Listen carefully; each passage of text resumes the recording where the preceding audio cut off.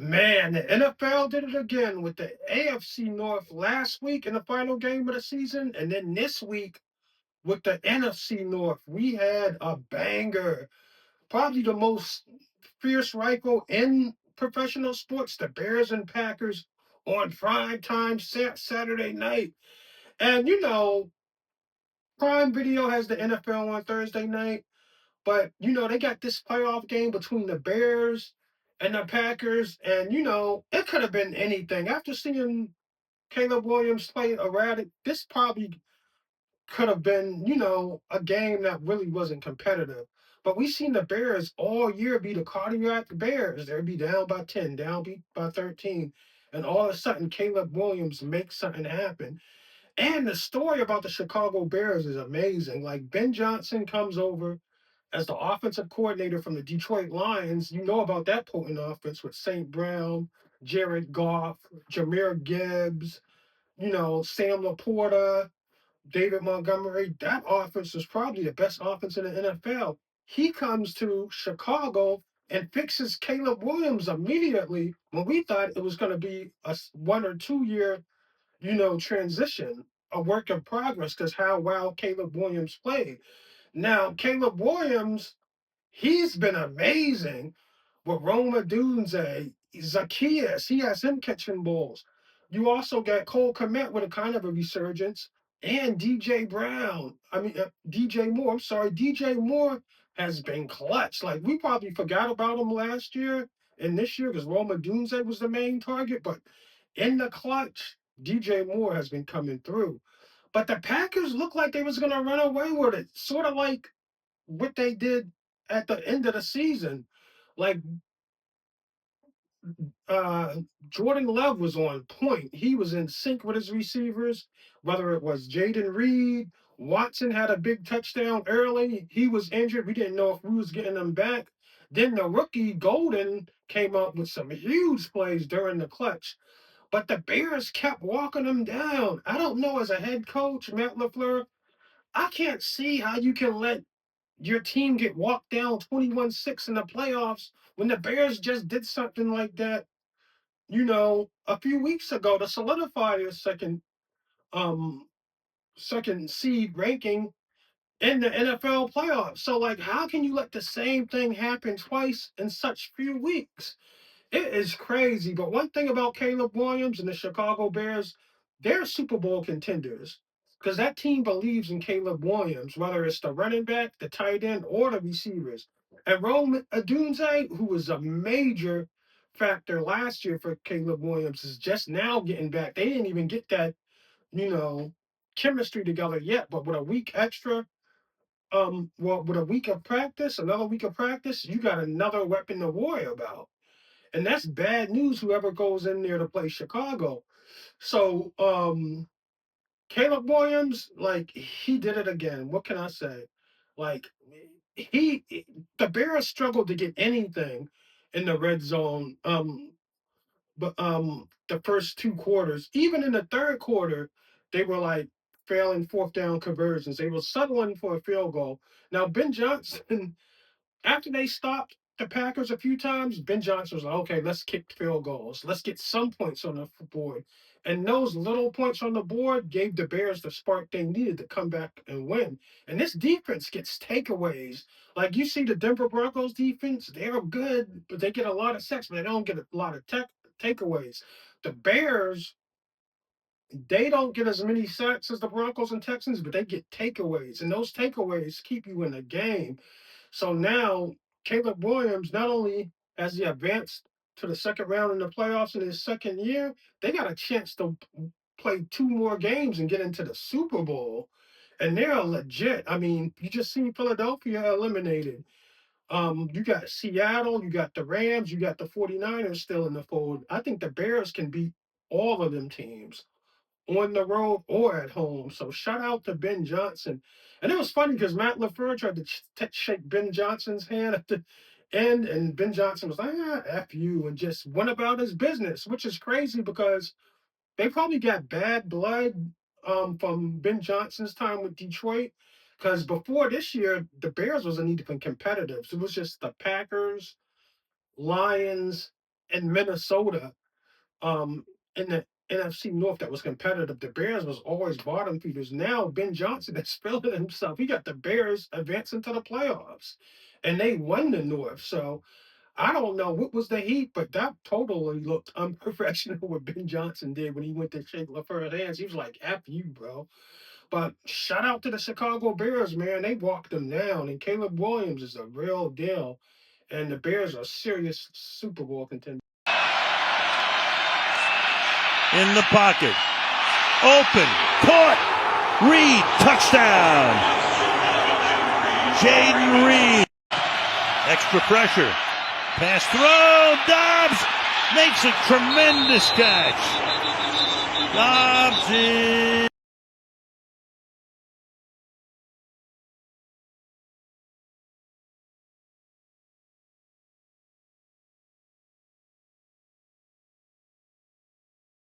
Can use the clock. Williams throwing, and it's caught for the touchdown by DJ Moore.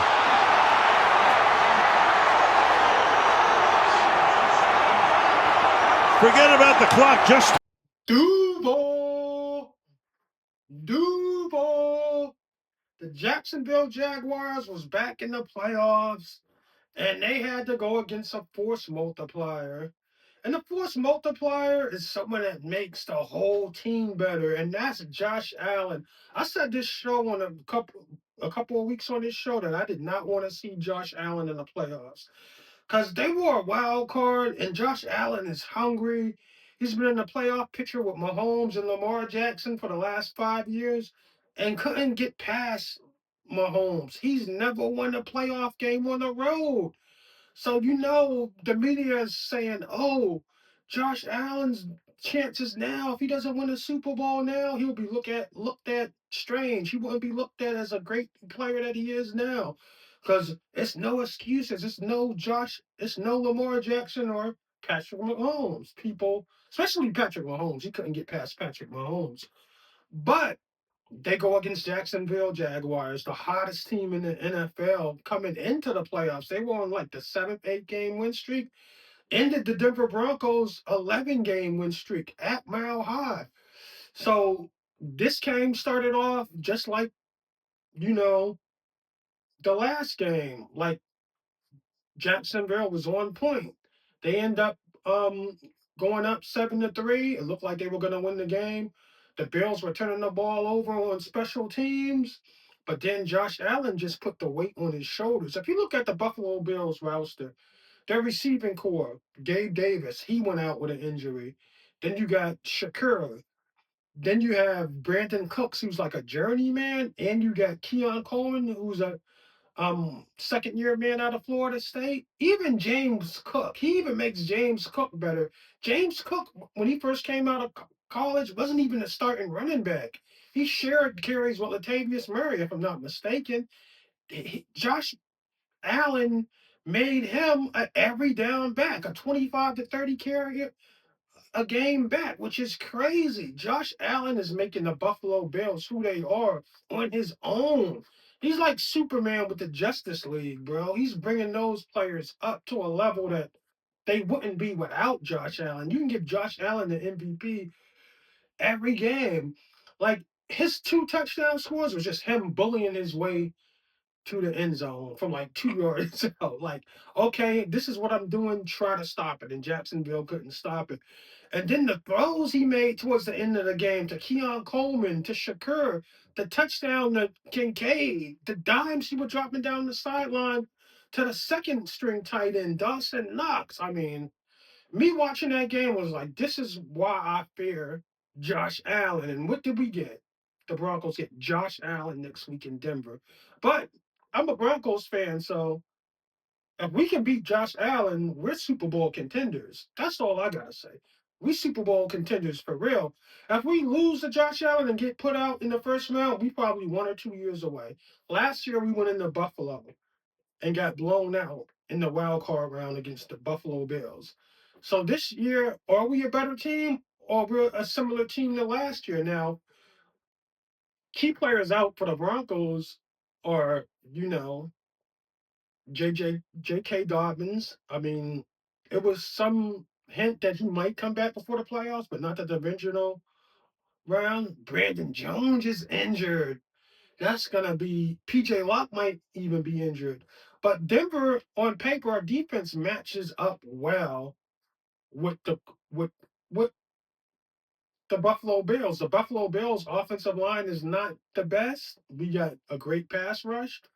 Um, we also have, you know, great corners, Riley Moss and Patrick Surtain. The key to, you know, beating the Bills is not getting the pass rush through the outside. I think it's more of getting that pass rush through the middle with Zach Allen, John Franklin Myers, DJ Jones, forcing Josh Allen to the outside into our pass rushers. Nick Bonito and Q Robinson and Jonathan Cooper, they can't, rush the outside and let Josh Allen step in the pocket.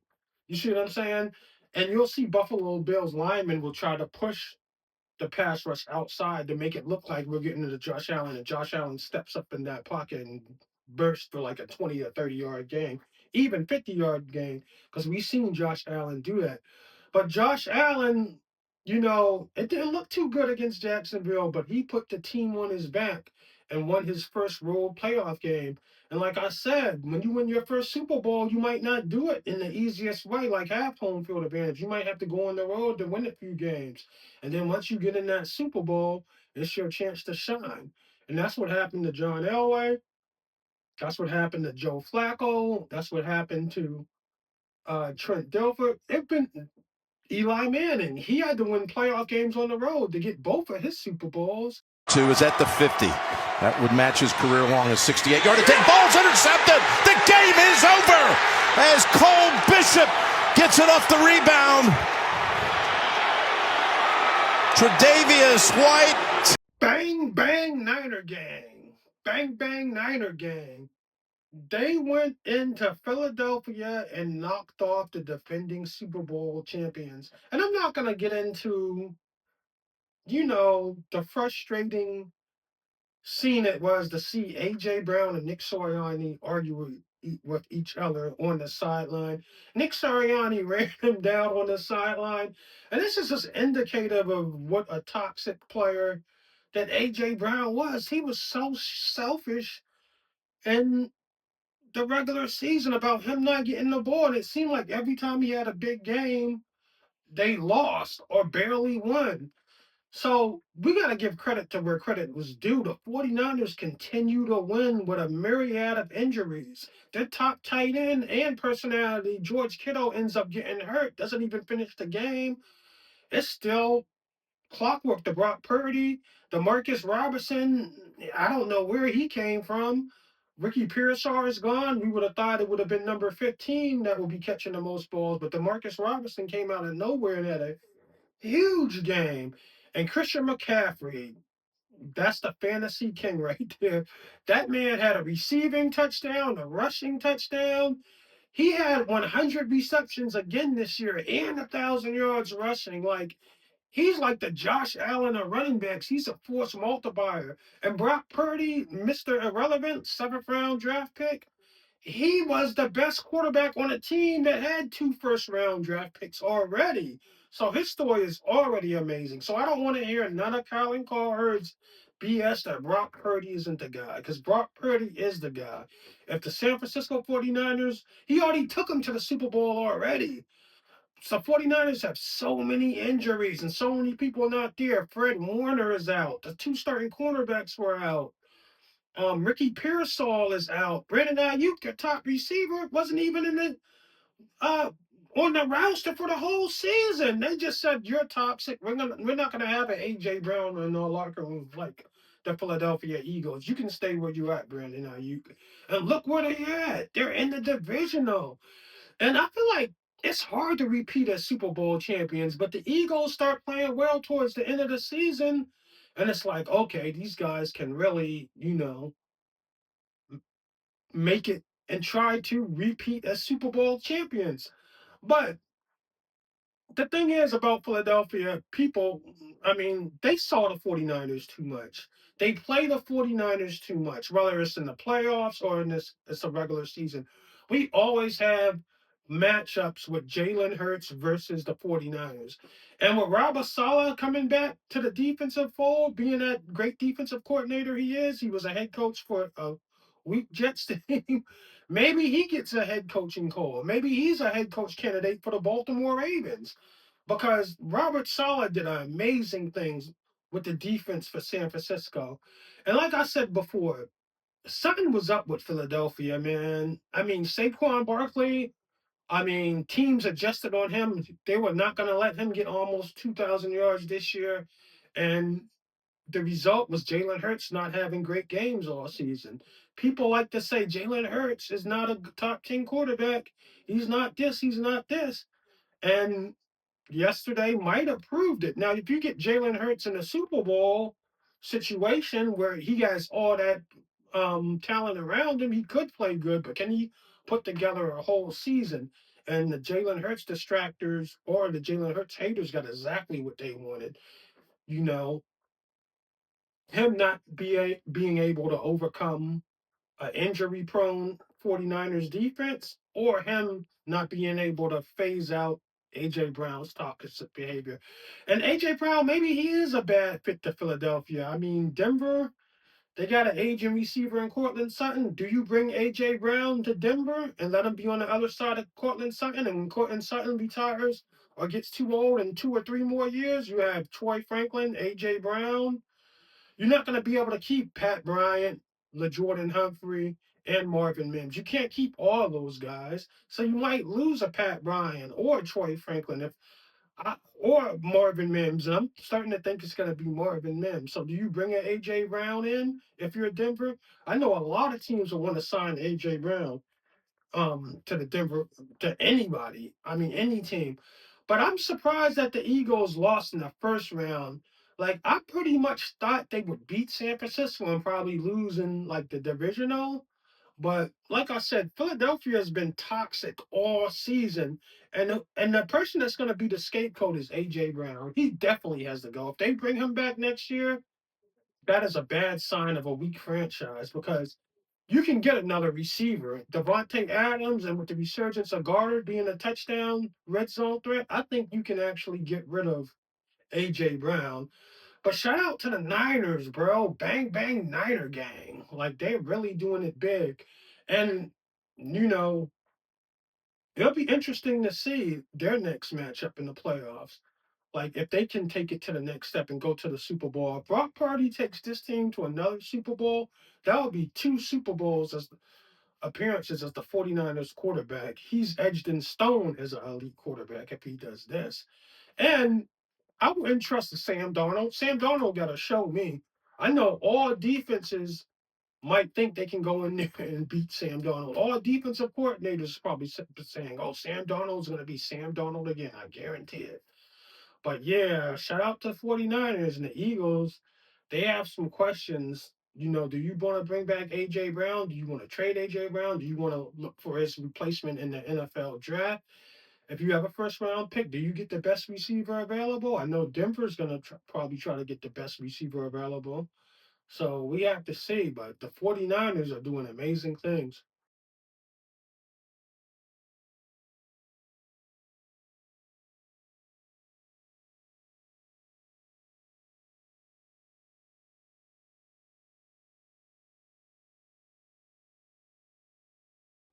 Now, this NFL season has been extremely difficult. I think this might be the best field of the playoffs when you look at the AFC and NFC, especially the NFC. The NFC field is stacked. When you got an 8-9, 9-8 Carolina Panthers team having a home game, having a home game against the Los Angeles Rams, if you would have said that at the beginning of the season, somebody would have said you needed a lobotomy. How's the Carolina Panthers gonna play the Rams at home in the playoffs? Well, the Rams had a much better record, but they played in a better division. And no one's crying about, oh, why would a 11, 12 1 team have to go to an 8-9, 9-8 team in the playoffs? It's not fair. Well, the Panthers won their division. And if you can't go on the road and beat a 9-8, barely 500 team and you got 11 or 12 wins, you're a joke anyway. So the Rams didn't complain. They went in there, took care of business in the first half. Matt Stafford, Puka Nakua, Devontae Adams were making plays, going down the field, scoring, and had Carolina beat. But Carolina has a good defense that no one talks about because they don't get national recognition. When Mike Jackson and J.C. Horn, those corners match up well with any receiver tandem in the NFL. And I think the play of Mike Jackson when J.C. Horn went out, really helped Carolina get back in the game. And shout out to Bryce Young because he really has something there in Carolina. They were thinking about, replacing him. And I don't know if they'll think about replacing him now because he had such a great game against Tampa Bay and he had a great game against the Rams. Like he has one in McMillan, the rookie of the year.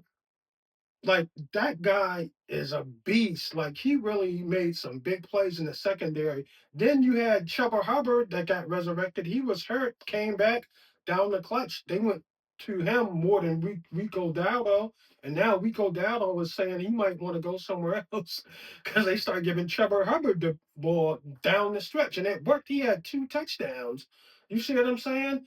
And Coker and Coker was a major part in helping, the Carolina Panthers get back in it. He caught a late touchdown pass. But what I didn't like was when Carolina took the lead 27-24, it seemed like they played the prevent defense. And I remember back in the day they says the prevent defense prevents you from winning. They gave Matt Stafford like over 2 minutes to go straight down the field like it was nothing and score a touchdown. Puka Nakua, the new tight end tandem they got, Matt Stafford was able to drive down the field. Even Devontae Adams was able to get into the deal. Kyron Williams had a touchdown in that game, a receiving touchdown. But you cannot give Matt Stafford time to throw the ball like that. Cincinnati Bengals found out the hard way. They were about to win the Super Bowl in Los Angeles a few years ago. All they needed to do is stop Matt Stafford. But no, they played prevent defense. It was no pressure on Matt Stafford at all. They played the same base coverage and let Matt Stafford drive down the field and score a touchdown. And I know you might want to be scared of like, oh, if I blitz and he picks it up, he might find a hot route down the middle and we need to get all the stops we get. But I don't care how many defensive backs you put out there. If you don't get pressure on the quarterback is going to find someone, especially an all-pro like Matt Stafford. So either though the Rams and the Panthers was a great game, and the Panthers had the game won.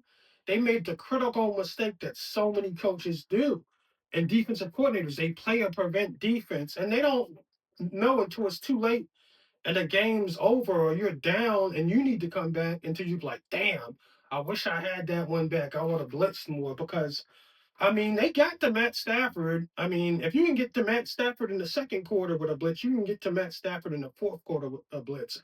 I don't know why they decided to play a vanilla base defense against Matt Stafford. And this probably won't be the last team that play that defense against Matt Stafford because coaches are just too scared of great quarterbacks picking them apart. So they say, okay, let's rush 3, let's rush 4 and just put an extra defensive back in the forward. But that really doesn't work, especially when you have 2 minutes and 20 seconds, which is an eternity in NFL time. And Matt Stafford proved why that they're Super Bowl contenders. And Sean McVay is a genius. Like his play calling in that situation couldn't have been any better. But as far as Carolina is concerned, you are who you are. You lost in the first round. You were 9-8, 8-9 for Christ's sakes. You did well just by staying with the Rams. And shout out to the Rams by not making excuses. Because back in the day when the Saints was like 11-5 and they had to go to a 8-7 or 7-9 Seattle team or 8-8 Seattle team, Seattle blew them out and they complained about it. Oh, we had a better record than Seattle, so we should have had to play this road game. Yes, you should have, because you got the wild card. And if you can't beat a 500 team on a road, your double-digit record may not seem what it seems to be on paper. So the Rams are a total title contender, and that's a hard out for any team. Even if they go into Chicago or if they go into Seattle, That is a hard out. I wouldn't want to see the Rams in the Super Bowl, let alone in the playoffs. That team is stacked.